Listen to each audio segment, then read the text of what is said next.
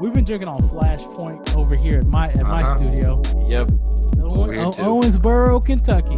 Owensboro. They're selling drinks at the gas station. Which anybody says they're selling drinks at the gas station, check them on your friends. If they're drinking out the gas. How you doing, man? Reach out. Reach out. I'm drinking out of the gas station. Wow. You all right, man? Still get carded, card me, and then you ask, hey, they gotta card you or that. Yeah. I'm gonna say maybe Vietnamese lady at the gas station is gonna lose her job. Perhaps. Yeah. Maybe. Yeah, I don't know. She's Asian, definitely. I say Vietnamese because like a lot of people in Houston are Vietnamese. Yeah, we have a surprisingly large Vietnamese population. It's pretty cool. Nobody ever talks about it. Or Filipino. Vietnamese crawfish. Apparently, one of the best place you can get them is in Houston, and it's kind of like an interesting. What are you doing? A school? You doing like a fucking Travel Channel thing? What are you doing? No, that's just how it is. That's just what I've heard. Now, have I ever had the Vietnamese crawfish? No, but I've heard that they're very good. Have you not had that? I don't know. It's just something I've heard, and I just spout it to sound cultured. You've never had Viet? You never Viet? You've never had Viet Cajun? No, I don't. Where do you get it? Wild. Where do you go? Everywhere. L.A. crawfish. I don't know. Hank's crawfish. Nope. Every type of have you ever had? Okay, all right. There's so many crawfish. Do you eat crawfish? No, this is a whole thing. This is a different thing. We're not talking about the same. You guys are back to hear about Ho Chi Minh. That's they're right. Back. And we're just fucking with you right now. Yeah, we're just dicking you around, and it's not cool. It's cool on my end. Cool on my end, brother. That's what's cool with. Okay. It's cool with. Let's move on. Yep. All right, guys. When we left off, you're here. Hey, welcome back. All right. When we left off last time, we left Vietnam. Mm-hmm. And Ho Chi Minh, hero, villain, whatever. Our hero, however you feel. The dude we're looking at. Yep. The dude we're looking at. We left off with 1945. The August Revolution had just taken place in Vietnam was just newly under the control or semi-control of the Viet Minh forces and under Ho Chi Minh. And following Emperor Bao Dai's abdication, some say forced by Ho Chi Minh, or at least strongly recommended. Ho Chi Minh gave a speech at their kind of Independence Day celebration. And this is how the speech started out. All men are created equal. They're endowed by their creator with certain inalienable rights. Among them are life, liberty, and the pursuit of happiness. The immortal statement was made in the Declaration of Independence of the United States in 1776. In a broader sense, this means all people on earth are equal from birth. All peoples have a right to live, to be happy and free. The Declaration. I disagree. I'm not about that. Okay, don't interrupt the speech. Don't interrupt the fucking speech. So he keeps going. Nope. The Declaration of the French Revolution made in 1791 on the rights of man and the citizen also states, all men are born free and with equal rights and must always remain free and have equal rights.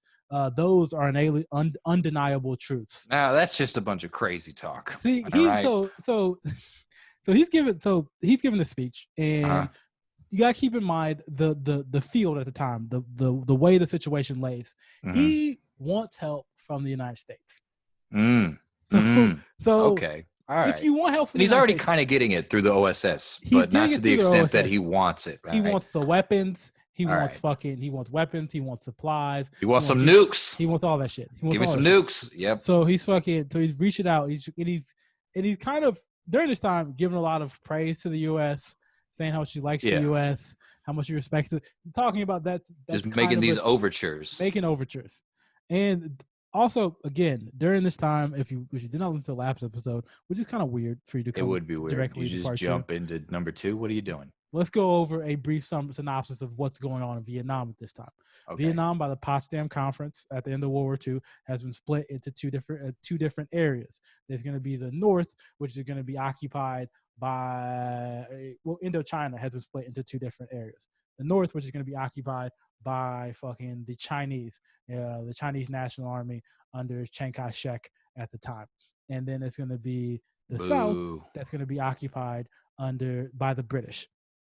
The British come in, they're more favorable to the French. The Chinese come in, and with them comes all these nationalist Vietnamese organizations that have been exiled to China. Okay. So in September, a force of 200,000 Republic of Chinese Army troops came in, and they said, "Hey, Ho Chi Minh, all that shit you just did was cool, but we're gonna need you to form like a coalition government that has some of these Chinese nationalists and moderates, and you can still have your communists, but we can't get down with the wholly communist government. That's what the fuck we're fighting in fucking China right now. Over here we're fighting Mao's communist government, and we don't want to seem like hypocrites." So what happens to those Chinese in the north, that Chinese occupying army, is that they do a deal with the French to get back to the French concession in Shanghai, which is a part of Shanghai, and the French give that back so that China will leave northern Vietnam in like a little swap over. Now, what's going on in the south in terms of Cochin China is a whole different thing. The British have came, and the kind of operating general or the commanding general is Major General Douglas Gracie, and he arrives with the Gurkhas, which are like Indian and Nepalese troops, and they're fucking sick. The Gurkhas like mercenaries. No, the Gurkhas are they're British colonial troops, but they're they're dope. Like looking up Gurkha history, the Gurkhas have been everywhere. Like they fought in everything. So cool. He arrives with them, and at this time, the Japanese force that's keeping control had just been removed. Yep. You know what I mean? Because they got their shit bombed. Yeah. They're like, all right, we're done with this war. We've seen the horrors of war. We're good on this. They're good. So at the time comes in, the Viet Minh have tried to take control, but then there's all types of fucking shit going on where there's nationalist forces fighting the Viet Minh. There's fucking religious sects, or the Cao Dai sect, or the Ho Ho sect, offshoots of Buddhism that are fighting it out, and it's kind of and also the French that are there are fighting it out against everybody. This is where Saigon is. This is South Vietnam. Okay. So the British come in, and particularly Major General Douglas Gracie comes in, and he comes from a colonial background. He's a colonial officer, and he comes in, and he's racist as they are. Yep. Because it was fashionable for Brits of the 1940s to be. Yep. So he comes in, and he's like, the only person I can trust here are the French. So he just starts arming other white people. All right. To the French. That's if all. You eat pho, I do not fuck with you. Huh? And guys, wow, you're still here. Thank you, because I would have turned. Woo! Okay, all right, moving on. Okay, so, Christ. So the French, this is kind of the time where France is trying to get back all of its colonial possessions. Yep. So they're trying to get Indochina back. So they persuaded Gracie's commander-in-chief, Lord Mountbatten, crazy name. Yep. He was in India as well. I think he was governor. I don't know if he was governor general, but I know he was in negotiations with Indian nationalists as to Indian independence as well. And so I guess he flopped that post or whatever, and then they transferred him, or maybe he was. Yeah, I think it was something like that. Yeah, man. Well, the fucking French kind of fucking they fucking they went to that dude and they were like, "Yo, bro," they persuaded him to be make Gracie give Gracie the authority to declare martial law, and because they were fearing they feel a communist takeover. It's wait, there are 5 parties already killing each other in the streets, and martial law has not already been declared. No. Seems like they're dragging their feet on this one. He's coming in, and then he's declaring martial law. He's getting authority. He can't really do much because he's still the British are coming in with kid gloves. They're kind of coming in because they don't want to be there. They don't want to be there. It's not their colony. They have other. But the fucking French can't do anything for themselves. The French are still in fucking bail them out again. You know what I mean? But also the U.S. is we don't want the French coming, because the French is the U.S. are still anti-colonialist. That's why Ho Chi Minh is still kind of reach out to him. Yeah. Because he's oh man, you guys were a colony once, right? Yeah. So happens. Gracie kind of gives a lot of power to the French. He starts cleansing the streets.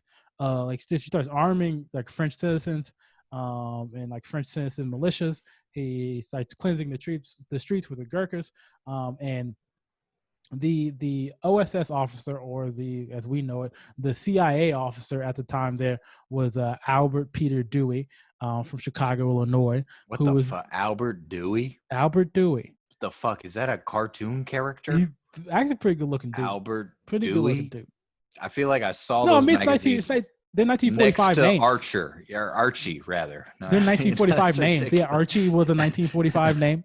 So Albert Dewey is OSS officer, and he's like it's complete shit show here, Uh-huh. and he's kind of like trying to coordinate with. I think he kind of coordinated the Viet Minh forces, if I'm not sure. And he like requested Gracie, like, I want to drive around with an American flag on my shit, because like I want to make sure that people know that I'm not y'all. I I'm not the support the French. troops, goddamn it. Yeah, Yep. like he's just Okay. like, I just want to make sure that everybody knows I'm not y'all. Did he have a Salt Life sticker as well? Gracie, well, maybe. Then maybe that'd be interesting if he did. Yeah. Okay. Gracie goes fucking, no, You you know, can't do that. I'm all about that Vietnamese shrimp. You know what I mean? Salt Life. I love it. Yo, what was that? Yo, I was trying to make it work. All right. No, you should have just. I mean, the salt light. This is what? So Dewey. Okay. No, I know. I just. All right. So Dewey, fucking doesn't get his wish, and he doesn't get his request, and he can't ride around with the American flag. Okay. So what happens is on September 26, 1945, he's gunned down by Viet Minh troops in a case of mistaken identities by the communists. And Albert Dewey, on September 26, 1945, is the first American fatality in Vietnam. Okay. So our involvement in Vietnam goes back to maybe 1944, but our first death in our involvement in Vietnam is right on the heels of World War II. 1945. Yeah. Okay. So the French had no intention of allowing there to be an independent Vietnam, and after that, after the Chinese leave, Ho Chi Minh kind of signs the kind of the Franco-Vietnam like agreements on March 6, 1945. And when he signs those, it's kind of like, saying that Vietnam's going to be a part of the French Union of States. There's kind of further talks that are happening because there's still kind of fighting breaking out, and they have to reach a broader agreement. So then they go to they have the Daylight, I don't know how to pronounce that, in the Fontainebleau conferences, and that ends with Ho Chi Minh going to actual France. There's a delegation that goes to France to negotiate, and that delegation includes Vietnamese authorities, Cambodian authorities, and Laotian authorities. They all go to France and negotiate. Ho Chi Minh is not part of the delegation, but he's more there like doing fucking PR and like fucking just being around in the summer hanging out, of 1946. And there he is asked by a New York Times reporter. Was a very good year. It's a good year. I mean, fucking no. He definitely speaks French, and he definitely drinks wines. He's a shape-shifting motherfucker. That's what Ho Chi Minh is. Adopts his French name. Yeah. You know. Whatever whatever his like. Rollet de Smellville. I don't know. No, I mean that's actually a good French name. You know what I mean? That's a pretty good French name. I thought so. So while he's there, a New York Times reporter, in a very kind of what's it called, like deja vu, foreboding, prophetic question in response, New York Times reporter David Shoburn asked, like, isn't the war hopeless against the French because Vietnamese don't have like a modern army? And Ho Chi Minh said, like, it's not hopeless. It's a fight between a tiger and an elephant. The tiger stands his ground. If the tiger stands his ground, the elephant will crush him with its mass. But if he conserves his mobility, he will finally vanquish the elephant, who bleeds from a multitude of cuts. Mm. So kind of just saying like, yeah, man, we're fucking like you're the elephant. You're gonna come Mm. in here. You're gonna be slow. You're gonna be stomping around, but we're the tiger. Yep. We're fucking Death gonna be death by 1,000 cuts, just right? cutting you, just cutting you. Yep. And then So the poacher comes in and kills both of you and gets the last laugh, yeah, right? no, that poster's called climate change. But we're moving on. There We're you go. moving on. Hey, oh, hey. Look, man, I'm quick with it. I'm quick. So talks take place from July to September. Like the French government is like, yo, you can Ho Chi Minh, you can leave if you want to. Like after a certain It's point, it cool, doesn't make man. any sense for you to be here anymore. Yeah, yeah. But he stays, and he kind of they sign this modus vivendi, which is like this thing to talk later. It's just like, All oh, right. we're gonna talk later. That's what a Yeah. modus vivendi is. That's Uh-huh. what I would like for people who text me but just stop responding Uh-huh. and to tell me to, hey, do a little modus vivendi. We'll continue this conversation. Yeah, autocorrect can only suggest so much. You know But what I yeah, I mean? just I'll hit you up later. Like, give me a little. So so then he goes, so that's in September then 1946. Then he goes back to fucking Vietnam, and he got nothing, and everybody was like, yo, this kind of sucks. You Bullshit. were there for like 2 So months. long. What are you Just doing, drinking wine? fucking Fucking, French women drinking well, French wine. Yeah. well, either you can think the best of Ho Chi Minh and think, oh man, he just failed and it's fine, or you can think the worst of Ho Chi Minh because a lot of times, a lot of things happened while he was gone. Particularly, the communists suppressed all the non-communist parties in northern Vietnam, and Mhm. this is during the time when they got rid of they even arrested a guy named Din Diem. Go Din Diem. I don't know how to fucking say his name. I'm just calling him Diem, who will later be the president or prime minister or fucking leader of South Vietnam. Okay. Yeah. So they get back and everybody's like, yeah, we're probably just gonna go to war. That's what everybody's thinking. It's the There's no, pervading atmosphere is yeah. that this shit is fucked and we have weapons and we're gonna do it. Yeah, there's gonna be no modus vivendi. There's not gonna No. be no vivendi talks. There's not gonna be anything Uh-huh. else. You're So never gonna text each other back. All you know right. what I mean? Mm-hmm. So the French bombard Haiphong, I think the port of Haiphong, I'm pretty sure. And this like kills 6,000 Vietnamese civilians. It's a fucked up thing they do. And then from there, after the Haiphong incident, Ho Chi Minh declares war against the French Union or France, and marking the beginning of the first Indochina War, the Indochina War. First Indochina War called that because the second Indochina War would be Vietnam. Okay. To kind of mark one of the first Vietnamese part of the kind of the northern Vietnamese parts of this Vo Nguyen Giap, which is like Ho Chi Minh's second in command, more the military guy behind Ho Chi Minh. Okay. He organizes surprise attacks across Hanoi, attacks like that, even have civilian attacks.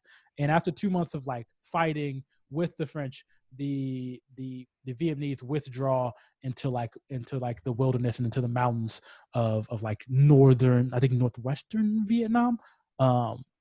So, and this is kind of like an interesting point because like the Vietnamese realize that they're not good at fighting the French. The French do have more weapons. Doesn't make it. They are more well supplied. They have modern weapons. Yeah. Particularly, they have a modern weapon that very fucked up. There's a description in the book that I read. Let me check the name of the book. William Dukier's, that's a bad name. William Dukier's Ho Chi Minh: A Life, where a northern Vietnamese soldier or a Viet Minh soldier is he's on the battlefield and they're attacking like a French position, and all of a sudden he said I saw 3 swallows, and then I realized that they were planes, and then those planes dropped little eggs, and one egg hit in front of me, and then it burst into a ball of fire, and you realize, oh, this is napalm. Because the Americans gave the French napalm like in 1946. Okay. So 46, 47. So they're fucking, these people are seeing napalm for the first time. It's being used against them. And he said he fucking saw like everybody get involved in a ball of fire in front of him. Everybody behind him, he could feel the fire on the back of his neck. It's like there's no way to survive this. There's no way. That's crazy. But the OSS was already supporting the Viet Minh prior to, and then So they they just like were. changed sides, and Yeah, they were like, "No, we fuck with the French now." well, because so that happens mainly because it's after World War II and people are starting to awake, or they're the starting next to threat. to get turned on to the idea of like that the communist threat is the biggest threat in the world. Yeah. And Okay. everybody in the world, not everybody, most people in the world maybe don't know Ho Chi Minh's communist affiliations, or maybe they're like, oh, he's somewhat communist. The people at the OSS or within the State Department or in the like the knowing place, people in the know in the world Yeah. all know that Ho Chi Minh is when I cook, and they know Uh-huh. all of his affiliations Yep. to the communist government, like to Moscow, to Russia, to Yep. China. They know them. He used to bake biscuits in the United States. Okay. Yeah. So they We all know. think like, Yeah. okay, yeah, fucking, all right. Well, they think of that as the communist threat, and they're starting to kind of orient their way and change their way to kind of be on that side of things. So from there, so like the war kind of starts in 1946, kind of end of 1946, and then kind of keeps going, and then like in 1949. Major turning points happen. Two kind of major things happen. Turning point: the People's Republic of China. Mao wins out in the Civil War, and now there is a communist regime on the border of North Vietnam that is willing to support the Vietnamese with weapons, material, armed troops, advisors, all of that. It's so now they can now they have an ally. Another turning point. Not turning point, but another noticeable thing that happens is France officially recognizes the nominal independence of the state of Vietnam in the French Union under Bao Dai. Bao Dai is the emperor from before, and they kind of recognize him as the ruler of South Vietnam, or really all of Vietnam at this point. Okay. And so Bao Dai is supported by the U.S. and like Britain and France and all that, and then Ho is supported by Moscow and China. So kind of getting the formation of like the entities that would become South and North Vietnam. Seems like things are headed for an inevitable collision. Yeah. So the war kind of grinds, and the French are kind of losing their like esteem in this war. By now, when you get to 1954, they've been fighting this war for 7-8 years. Like it's fucked. Like, you know what I mean? Yeah. The thing going on in France where like, you know, the Communist Party in France is gaining steam. There's all types of the peace movement there becomes massive. And a little thing. Well, aren't they also fighting in Algeria at the same time? I don't know when the Algerian War of Independence starts, but I know it was another one of the colonies that they were trying to hang on to. I'm pretty and sure so I know sense. It definitely happens before 58. Yeah. I'm not sure when. So it would make sense that they're like, if it was going on in Algeria as well, the French Communist Party are just basically outturned in the streets, just like what would happen in the United States later. Of like, hey, this is fucked up. You guys are warring everywhere. So like, you need to get out of both of these places. That starts in 1954, which is interesting because 1954, the first, like it kind of is the end of the first Indochina War because of the decisive battle at Dien Bien Phu, which is a battle where the Vietnamese and the military hero of Vietnam, Vo Nguyen Giap, fucking surround a French base in like the highland. I'm pretty sure the highlands or like the mountains of Vietnam, and like a valley, and they siege it for like I think it was 2 months or something like that. Damn. And okay. Fucking they like take. I think it was like they took 10,000 French soldiers, surrendered to the Viet Minh. So, so the subsequent Geneva Peace Accords after like that kind of brought the French to the table where they're like, all right, fucking, let's get out of this shit. Yeah. Like we don't even live here. I don't even like this place. This place didn't even have wine.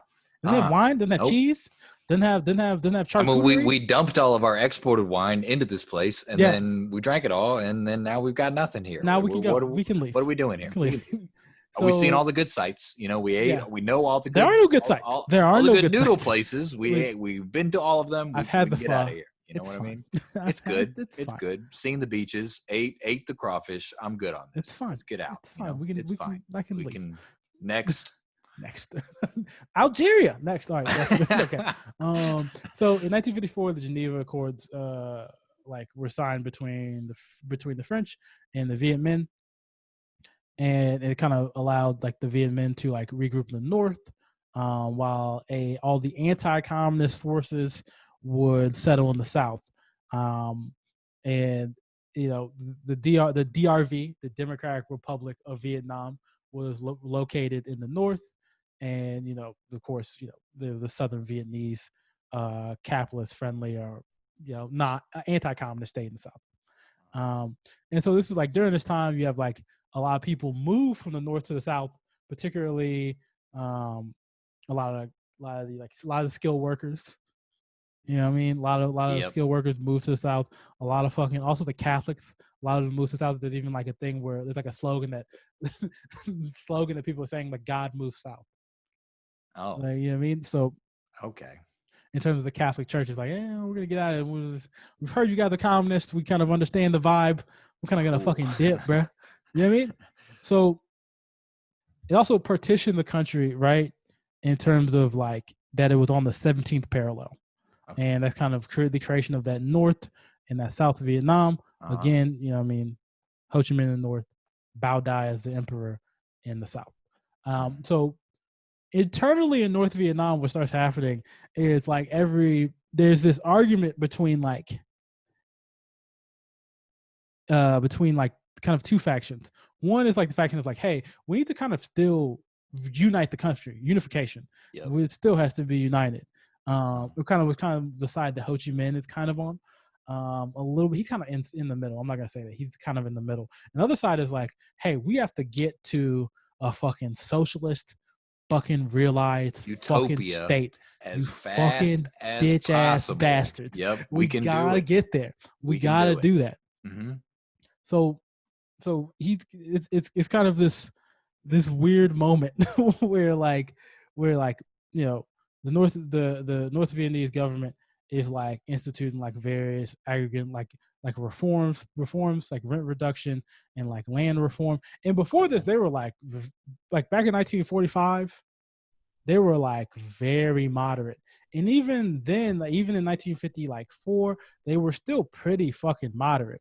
Like it wasn't a thing, but they kept there's a group of kind of leftists within the Vietnamese North Vietnamese kind of contingent that are like, yo, we are trying to realize this socialist fucking state. Yep. Why are we pussyfooting Stop this? pussyfooting. That's we just need to do it. Yep. That's gonna be led by Chong Chin, and that's he's gonna be fucking he was the general secretary of North Vietnam, kind of the leader of North Vietnam, and he was like pushing for it hard. And so what happens is, when you have land reform, and you live in it's land reform is always going to be messy, but it's going to be particularly messy in this time in 1954 because you're going to be influenced by one particular state that's right above you. China's right above you, so China's going to influence a lot of how you do things.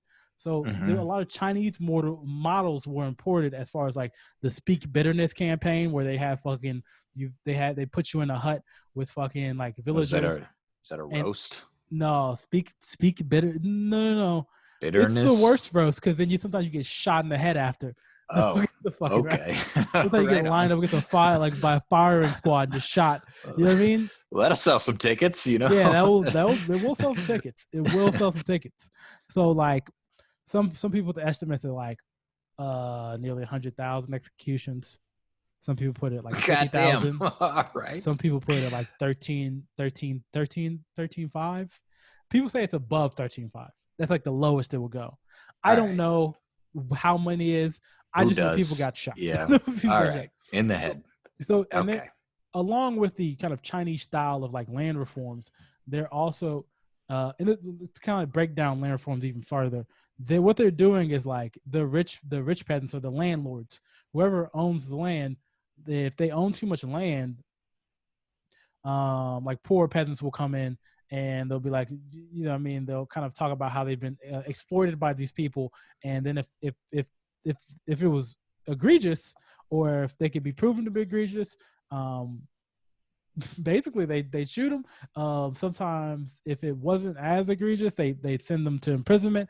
It's a fucking, I mean, this is also where people would settle their petty disputes if they didn't like you.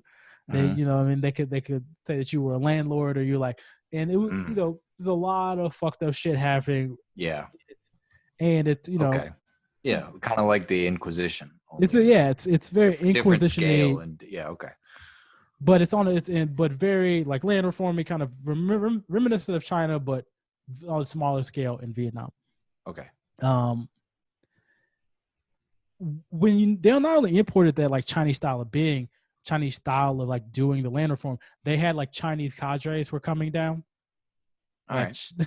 and they were training people, and like, what I mean, of how to do land reform, and they were like, kind of being like, like almost Bible thumping in terms of like, have you read the Red Book? Yeah. Have you guys even read the Red Book? What are you doing? And Chow En-lai has this great quote about it where he's like, because it annoyed people. People got annoyed by it. They were like, because Chow En-lai said, he was like, the Cultural Revolution doesn't export well.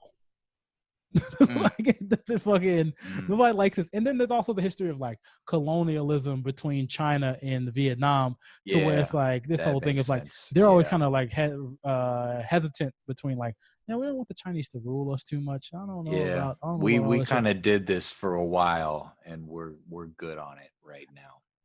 And on top of that, one of the things that kind of like slows a lot of stuff down, and kind of Trong Chin is kind of pushing for all this. And Ho Chi Minh is like saying, hey, we need to treat everybody with respect. And if they fucking do some shit, like, I mean, if they are bad landlords, that doesn't make them irredeemable. They should still have like the chance to learn from their ways, and like, they take the value of work. And this is kind of two fronts how the battle's kind of being set. The thing that happens is that the Viet Minh, which is the army, the kind of independence army of Vietnam, is not just made up of, it was made up of communists and people who identified with the communist ideal, but it also, a lot of those Viet Minh people might not have been as hardline as the most hardliners. And a lot of these early Viet Minh people are also, as most communists do, come from, our most early communists, or from what I've studied, usually come from the petty bourgeois background. So a lot of them came from scholar gentry families who were landlords themselves. And it was happening where they were just persecuting Viet Minh veterans who had fought like in the war. And so people would be like, there was this even the circumstance where like they like a lady who was like a landlord who had like hid Ho Chi Minh and Trong Chin during all of the war. She got persecuted, and she lost her land, and I think they interceded, or she got executed. It was like something. Oh shit! So like, we don't know. We don't. Yeah, know I don't remember. It's in the book. I think I'm forgetting this part, but like it's where everybody, like Ho Chi Minh's trying to like step in for people, and he would do it successfully and unsuccessfully sometimes. And so it was like, yeah, man, I just fought for you guys. I just did all this fucking fighting. I put my fucking neck out for you guys to hide you, to make this revolution possible. And then the revolution is the very thing that led to my death, perhaps in her case. Yeah. And so that's one thing that happened. Yeah. Again, I'm misremembering if she died or if she didn't die. But so that's that Viet Minh kind of kind of complications where they're persecuting the Viet Minh. And then the other thing that kind of happens, and it may have had an influence and may not have had an influence on him, is Khrushchev in 1956 during the 20th Party Congress in Moscow. He comes up, he talks about, he kind of reaffirms the idea of not having a code of personality and self-criticism. Yeah, listen, Stalin was a crazy Yeah, man.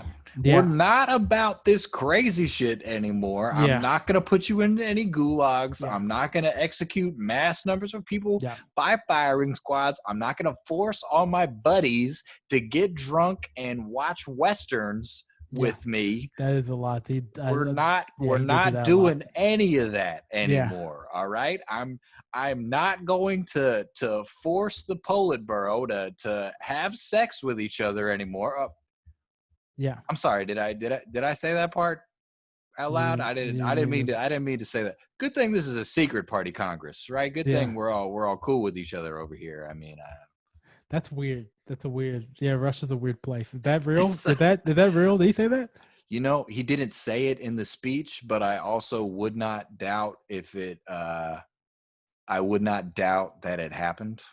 I You don't know. that I'm is you reaching. All right. you I am taking a reactionary. mad reach You right now. reactionary I son of want a that to be bitch. clear, but Okay, all right. also You are a maybe, reactionary son of a bitch. I'm Oh, telling you hell that yeah. right. No, of So course. Yeah, I love it. so so self-critical. So the code of personality shit didn't really nobody really in Vietnam they like kind of dismissed that because they were like Mhm. everybody loves Ho Chi Minh. Yeah, what are you Everybody talking about, man? everybody loves Ho. Like He's the best. Yeah. in Ho isn't like a dominating personality. His shit's more just Mhm. like, hey, I'm just Uncle Yeah. Ho. I'm Uncle Yeah. Ho. I'm just like a Confucius scholar. It's Kind of weird. like our man Mumar, man. Yeah, Just I'm behind it all. I'm yeah. not in it. I'm behind it. All right. Look. It is kind of a fucking travesty to compare Ho Chi Minh to Muammar Gaddafi, I but mean, I'll Ho let it Chi Minh slide. did way more, but I'm just talking about like behind the revolution, no official position. Oh I'm no, just he was in the like he had an official position. He was like a real guy in the whole thing. But okay. his shit, he becomes like that later. But his like he's kind of like he's the Mahatma Gandhi of revolution in Vietnam.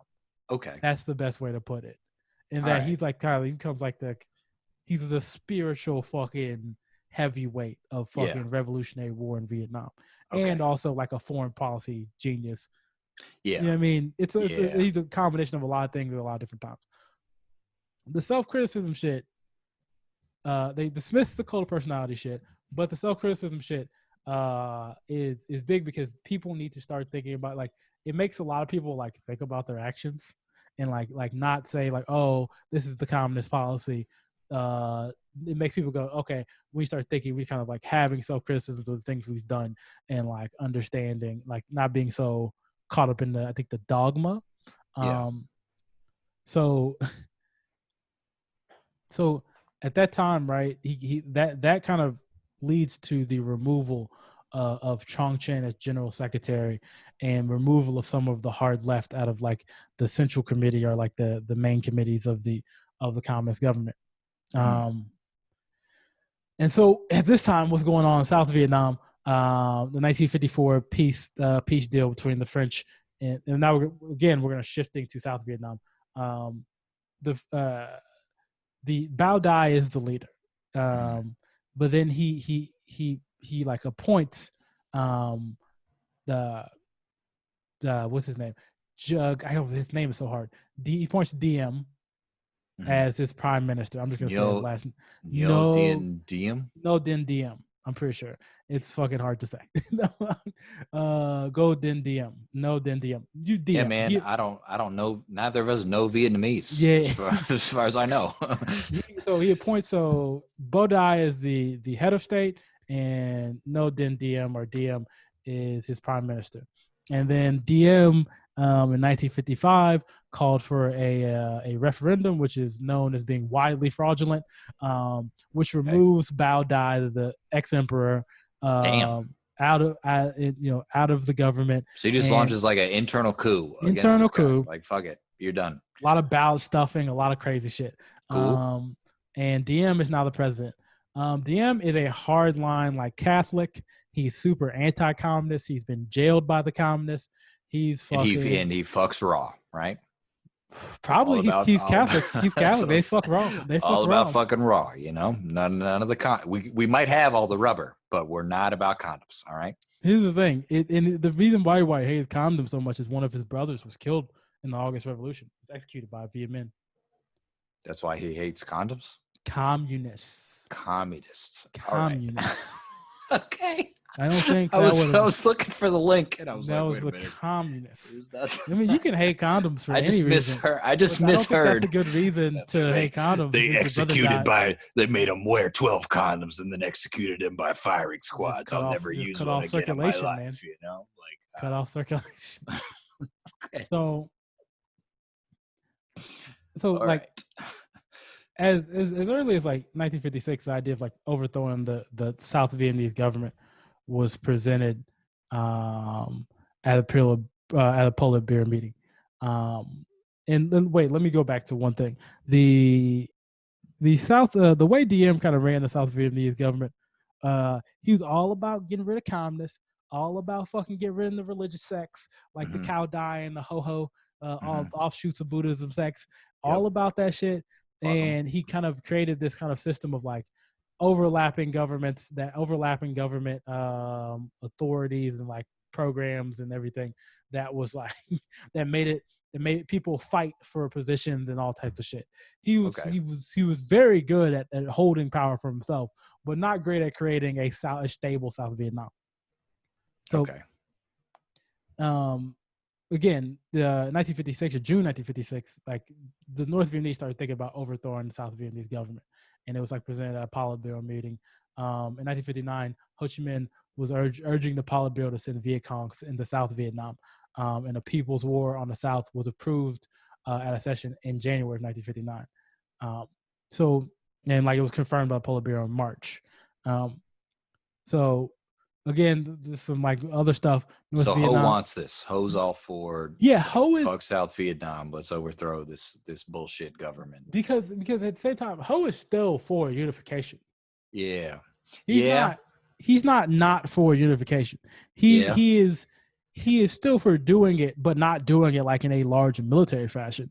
He's still like it needs to kind of come as like an internal fucking thing that uplifts through South Vietnam, and then they like, oh wow, you guys are also communists. Yeah, it's crazy how it works out like that. Like, oh my god, wow. So that's what he's on rather than he's also, I think, and this is what I got from like kind of reading about it, that he was like looking at it and going like, yeah, man, also as a way like to distract from like all this land reform shit, because that like the people keep talking about, some people are like, yo, fucking, it's either land reform or it's going in the Vietnam, it's like, invade, and we're like, I've read like, you know? And this land reform thing is like, you guys seem to like just like killing people. I mean, we've modeled it off of China, and it's not working great over there, and it's not working great here. Let's let's nip this one in the bud. You know? They're not there. They're not there yet. But it was very fun. But they're like in the years. It's weird because China's doing like they haven't even done the Great Leap Forward yet. But then that makes me forget about the other ones that they did where they killed like 3 million people. And I'm just like, 3 million, it's not gonna be as bad as what's gonna happen. Yeah, it's a little road bump compared to a full-on carcass in the middle of the road. You know what I mean? So North Vietnam, like they invaded Laos, and they in July 1959 they had the Pathet Lao. They kind of, and that's where they start to create this running network of of like trails and everything that that go through Laos and Cambodia and kind of into southern Vietnam, known as the Ho Chi Minh Trail. A lot of geocaching along the Ho Chi Minh Trail from what I've heard. What is geocaching? It's a rich white person hobby where you go and you take hikes and you have a GPS thing and you have coordinates and you go and you log yourself. My aunt and uncle do it, and they're not very wealthy, but they're wealthy enough to geocache.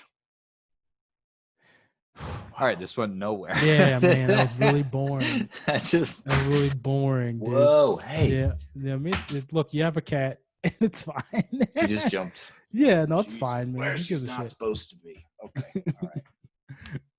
She wanted to be a part. She wanted to bail me out of that horrible geocache. Yeah, no, then that was. And somehow you brought it back up, and you didn't let her fucking do it. Oops. Okay. So that, the Ho Chi Minh Trail allows them to send manpower south and kind of build up kind of for the upcoming uprising in the South, and it also allowed them to counter like the the the allegation that they were like breaking the Geneva Accord. Mhm. You know what I mean? Because like Geneva Accord was like, yo, like, you know what I mean? We're gonna have elections in 1956, what didn't really happen, but like you can't attack each other, and they could just be like, no, that's their own thing. They're Mhm. doing their own thing, and we're not Mhm. breaking the Geneva Accord. Mhm. So happens, I think in 1960, um, Lê Duan is named as the new general secretary, and Lê Duan is called the Ho Chi Minh of the South, and because he's been Okay. fighting in the South, and he was like the general committee leader of the South, and he's been under a lot of persecution in the South, and he was very suspicious of Northerners, um, but his whole thing was like, yo, we have to take back Southern Vietnam because he was from Southern Vietnam, and his whole livelihood and his whole work had been Southern Vietnam, Okay. and you know what I mean. This is when Ho Chi Minh starts to become more of a motivational figure and more of a he slides from actual internal politics of Northern Vietnam to a more of a motivational figure and a foreign policy guy. Because what happened is two things. They never kind of fucking forgave him for that modus vivendi Yeah. or whatever that bullshit was. And then Yeah. they also didn't the Geneva Accords, they didn't get what they wanted out of that either. So Hmm. people stopped listening to Ho Chi Minh because he was always talking about this diplomatic approach. And Because he they're like, fucked up. and it's like Yeah. it didn't ever amount to the fucking thing that they Yeah. wanted, which was a Mm. wholly free, independent, full Vietnam, as far as the communists. Well, Jesus, is that his fault? Doesn't matter That if it it's your fault. never You're the leader, dude. materially. I mean, it falls on your shoulders, but at the same time, I could see his side of like, yo, I tried, and that's what I would have done. Is I would have amped up the rhetoric against the West, and these Western neo-imperialist, motherless bastards didn't listen to me. That It's doesn't not my matter. fault, You didn't. man. You didn't make results. And when people on the other side are like, "Yo, we're just gonna start shooting," We're just, yeah, okay, you know what I yeah. mean? Mm-hmm. So, so you know, what's going to start happening 1960, and then we're going to kind of push forward through the 60s. DM is assassinated. We know we're jumping through a lot of shit, but but there's too much shit within this whole thing for us to fucking aggregate everything out.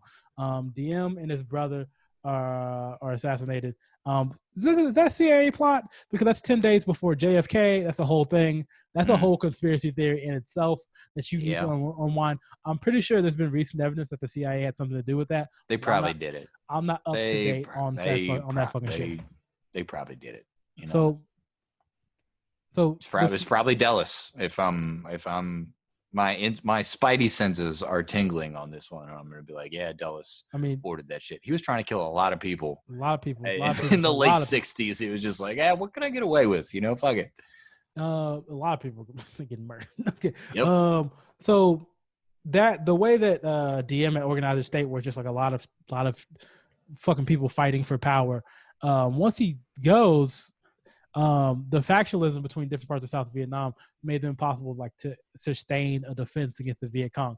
And like there's a bunch of like U.S. sources or Army sources who are like assessing the situation at the time, or CIA, even the CIA.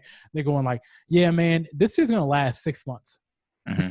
if we don't Damn. step in Okay. some type of. And then and there's a wider thing that some of you guys like, it's the CIA, man, it's a conspiracy. That's a wider conspiracy about us getting involved in Vietnam and how that's going to be a part of a fucking military industrial complex. So that's the whole thing. For shrimp.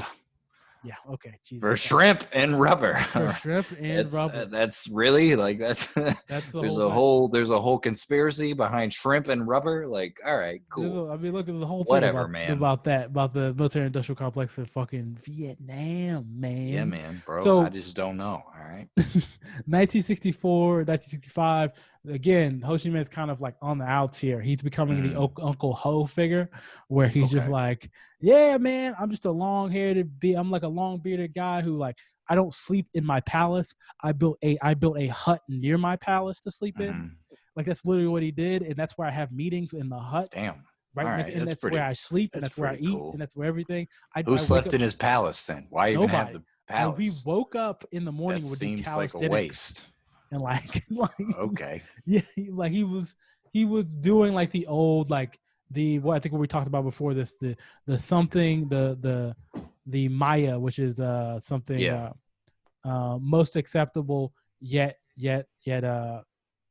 most advanced yet That's right. acceptable, which Yeah. is a marketing principle. It says something old, you need to pair something old with something new Mhm. or something that Mhm. we know and all type of thing. Something borrowed, Yeah, something blue. All right. there we go. 1964, 1965. We're gonna have a Gulf of Tonkin incident, and then you're gonna have one thing I didn't know about the Pleiku camp, the Pleiku kind of battle at Pleiku at Camp Holloway, where the Northern Vietnamese attacked the U.S. military installation in February 7th of 1965, and they killed 8 and wounded 100 troops. And all these acts are like they're like a lot of acts like this that are drawing fucking the U.S. You could say drawing. Some people are gonna say we want to be there. Yeah. Look. This is not a What's podcast the about Vietnam. U.S.'s whole position? I guess. I mean, I know it's a complex question, but like Yeah, in the simplest possible terms, domino theory. we had Domino theory. Domino yeah, theory. This just there can't was be like another one. Laos right next to it, and Laos had been, I guess maybe it was like through Vietnam It was of like Vietnam, Laos, there was hella Laos, communist activity going on. Cambodia. They just didn't, and then then you're gonna have Thailand, Indonesia, and then you're gonna have the Malay, yeah, Indonesia. We already been talked about Indonesia yeah, earlier in the thing. Then also you have the Philippines. It's technically on a yeah, shipping channel right there, technically. yeah, So it's yeah. like this That whole makes a thing lot of of like, sense. Yeah. which Geographically, we need like China's already communist. domino theory. Vietnam is its neighbor. Yeah, It's gonna go next for sure unless we do something let's about it. stop it here. Let's stop this domino. Yep. So he keeps going. I mean, and he's not really having at this point. He's withdrawing, and he's just going visiting. Ho Chi Minh just visiting factories and shit. And Mhm. he's just in the factories, visiting villages, and be like, "I'm Uncle Ho," basically. Mhm. He does give his permission for the Viet Cong planned Tet offensive, Okay. and it particularly was his strategy to say we need to do this during an election year. You know what I mean? Because he's like, Fucking new, man. because he knows, like, here's the thing: Ho Chi Minh knew that he's a great statesman, so he understands the internal politics of your shit. Yeah. So he goes like, "Yeah, we'll do this during an election, just so we can get." Because he was like super happy when Robert McNamara resigned and whatever. He was Yeah. happy that fucking Johnson was not going to seek another term, like, Uh-huh.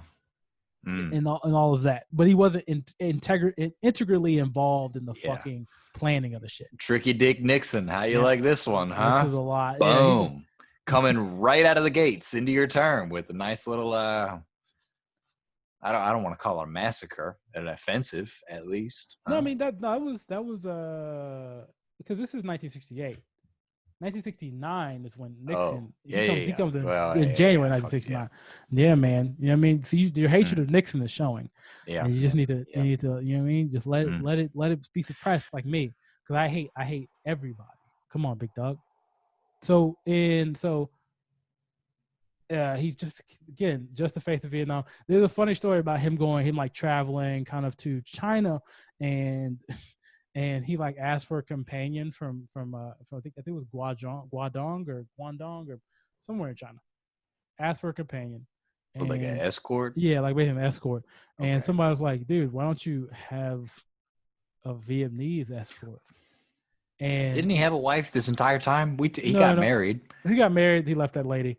Okay. His personal affairs are very weird because again he is like the state still regards him as like a kind of a secret, like a great entity. So Yeah. it's not kind of fully disclosed. There's also some things about that he had a girl, there was a girl who came and worked for him in some aspects, and they had a child together, and then one of the security chiefs or like the guy known as the Vietnamese barrier ended up murdering and raping Oh her. shit. Yeah, so that's a whole different Okay. story. That I was like, I don't have time for this. We're not gonna hit that one. Yeah, Huh? like, so Okay.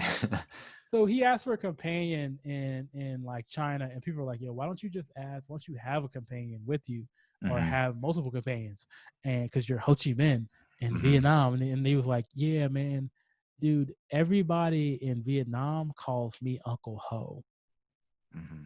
and I'm not into that." He basically saying Oh, just like, "I'm not, listen, I'm not." Everybody calls me Uncle Ho. I'm not into that vibe. yeah, Like, it ain't easy being Ho Chi Minh. All right, it ain't easy being Uncle Ho. Everyone thinks it's all pho and shrimp and crawfish and doing the foods you know. rice and women, but it really drags on you Yeah. sometimes.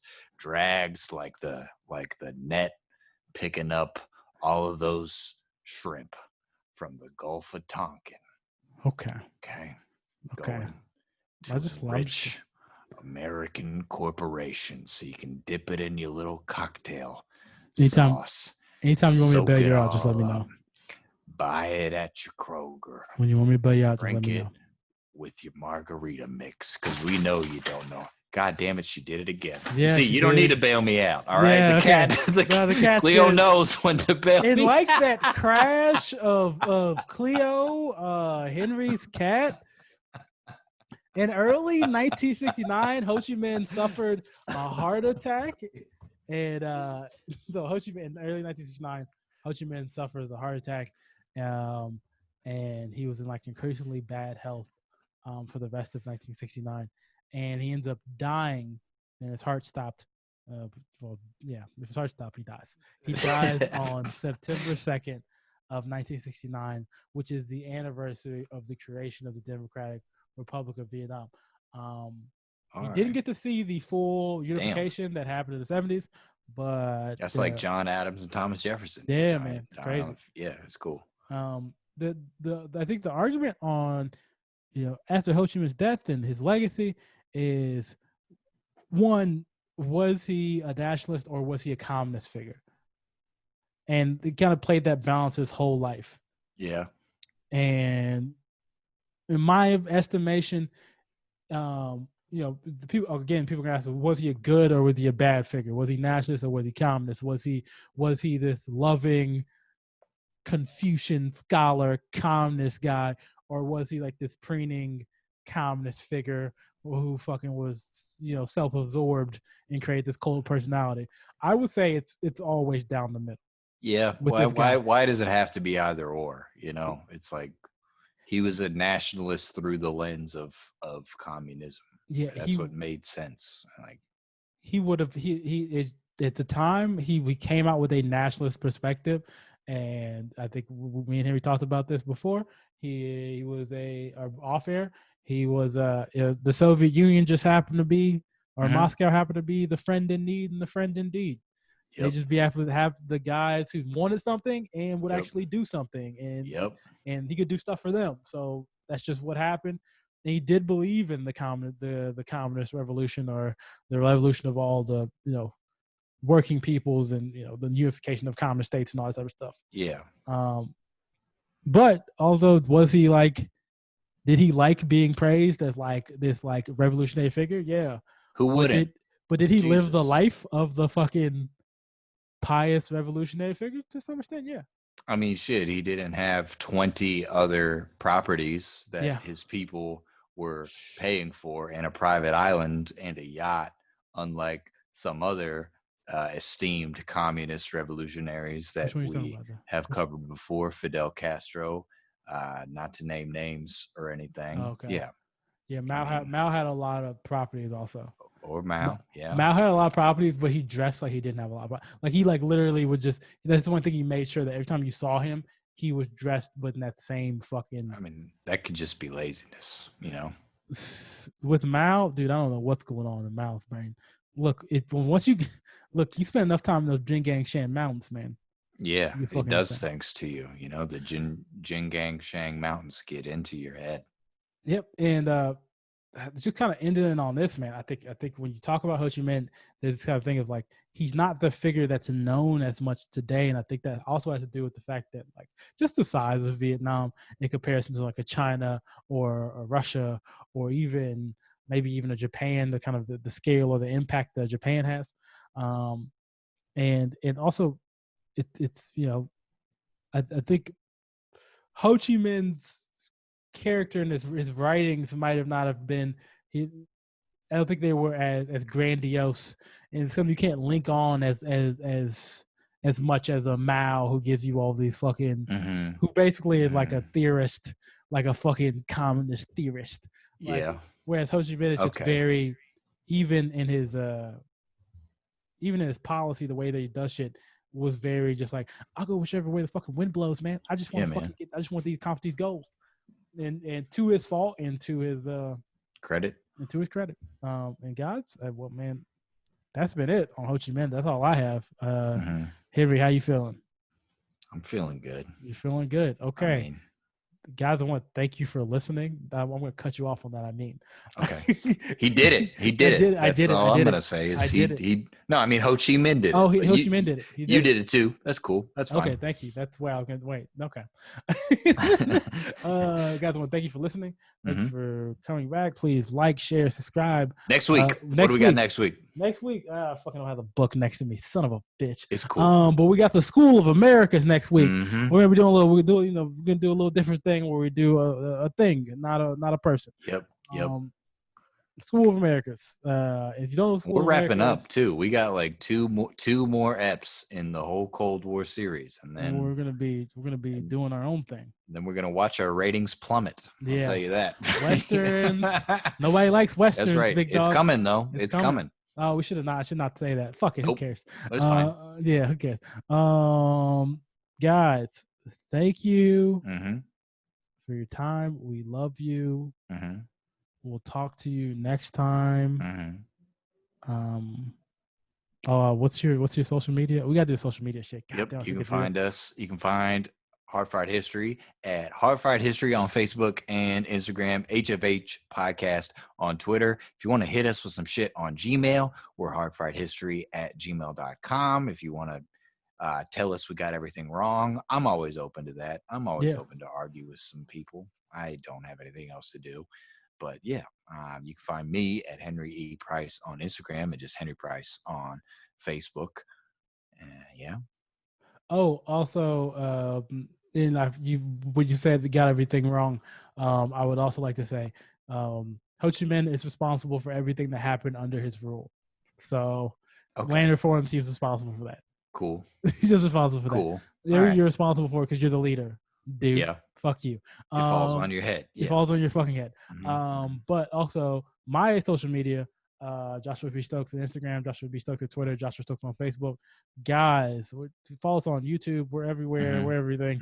Thank you guys. And please share our shit. I keep bringing this shit up. No, we're not gonna do this again.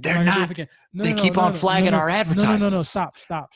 They don't want you to know. Okay. Stop. They don't want you to know. Stop. Nobody cares. We're just caught up in a fucking loop of bureaucracy. Bullshit. I love you guys. We'll talk to you next time, or we'll see you next time. Thank you for listening. Please like, share, subscribe. Love you. Bye. Bye.